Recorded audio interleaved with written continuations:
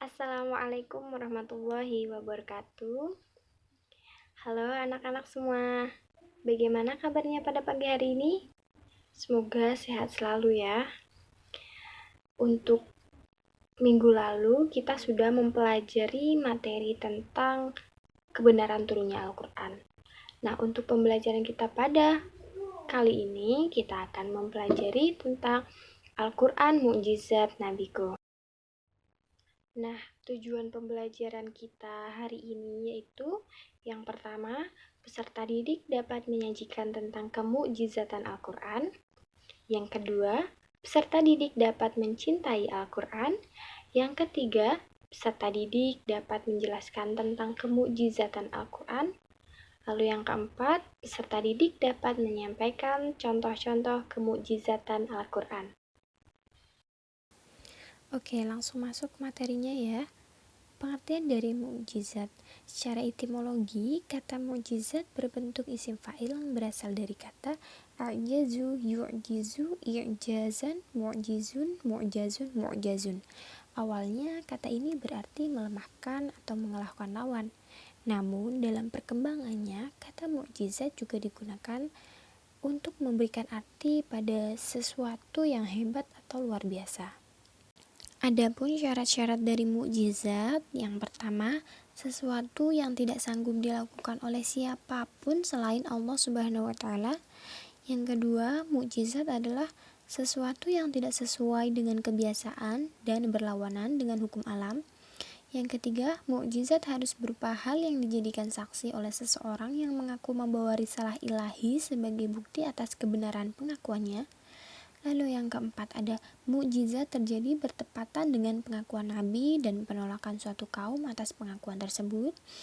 Lalu yang kelima, tidak ada seorang pun manusia bahkan jin sekalipun yang dapat mengalahkan suatu mukjizat yang sudah diberikan oleh Allah Subhanahu wa taala.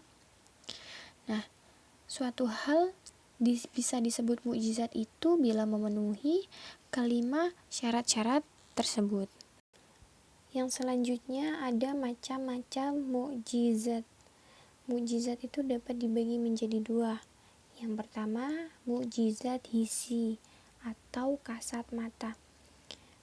Apa yang dimaksud dari mukjizat hissi ini? Mukjizat hissi yakni mukjizat yang dapat dilihat oleh mata, didengar oleh telinga, dicium oleh hidung, diraba oleh tangan, dan dirasa oleh lidah. Tegasnya dapat dicapai dan ditangkap oleh panca indera.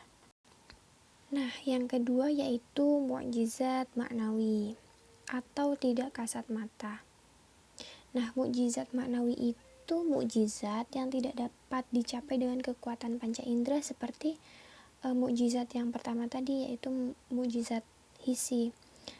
Akan tetapi mukjizat maknawi ini harus dicapai dengan kekuatan akli atau dengan kecerdasan pikiran intelektual atau mata batin. Nah, sekarang lanjut ke pengertian i'jazul Quran. I'jazul Quran adalah teguhnya kehebatan Al-Quran di hadapan kelemahan manusia dan jin yang tidak akan mampu membuat karya sehebat Al-Quran.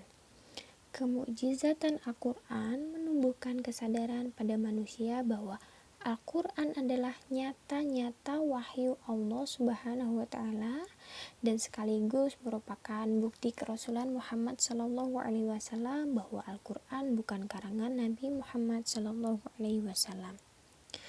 Profesor Quraisy Shihab berpendapat bahwa kemukjizatan Al-Quran ini terbukti karena Al-Quran mampu melemahkan orang-orang kafir pada zaman itu yang mengira Al-Quran adalah sihir.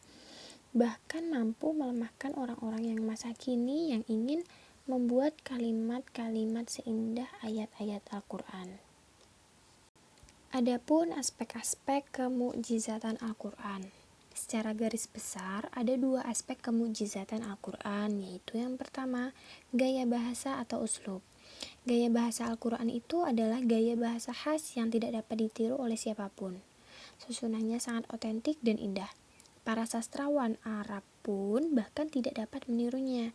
Al-Quran memakai bahasa dan lafaz Arab yang meskipun indah, tetapi bukan puisi, bukan prosa, dan bukan pula syair. Nah, aspek yang kedua yaitu dilihat dari isi kandungannya.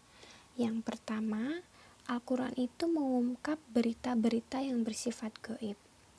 Hal-hal yang bersifat gaib ini diungkap dalam Al-Quran.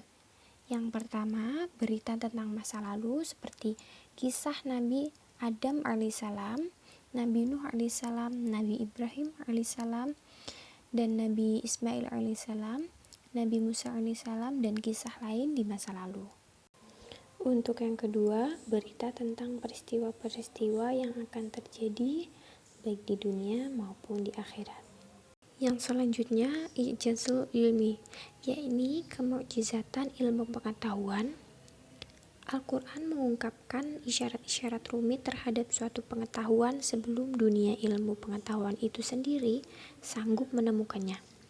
Pengalaman-pengalaman ini membuktikan bahwa Al-Quran sama sekali tidak bertentangan dengan ilmu pengetahuan dan penemuan-penemuan baru yang didasarkan pada penelitian ilmiah.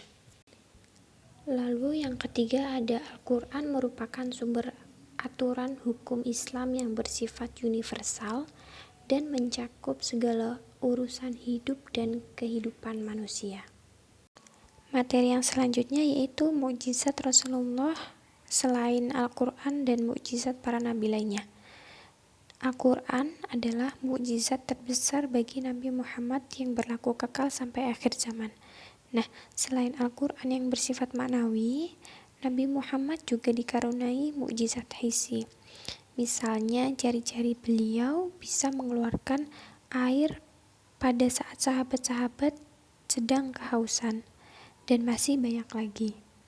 Di dalam Al-Quran banyak digambarkan mengenai mukjizat-mukjizat yang diberikan kepada para nabi dan rasul sebelum Nabi Muhammad. Di antaranya adalah mukjizat Nabi Nuh alaihissalam, mukjizat Nabi Ibrahim alaihissalam, mukjizat Nabi Musa alaihissalam, mukjizat Nabi Daud alaihissalam, mukjizat Nabi Sulaiman alaihissalam, dan mukjizat Nabi Isa alaihissalam.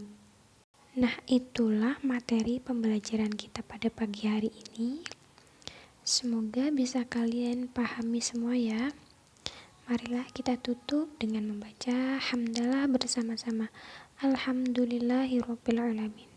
Sekian dari saya. Wassalamualaikum warahmatullahi wabarakatuh.